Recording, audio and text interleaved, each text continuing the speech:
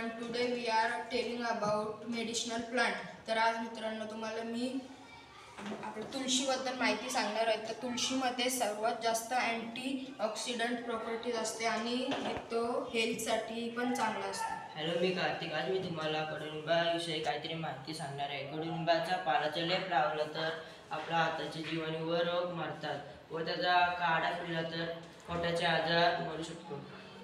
Hello everyone, मी चिन्मय.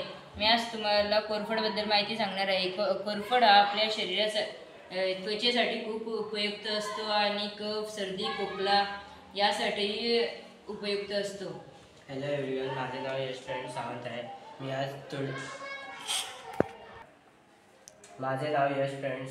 मी आज अडूळच्याबद्दल माहिती सांगणार आहे.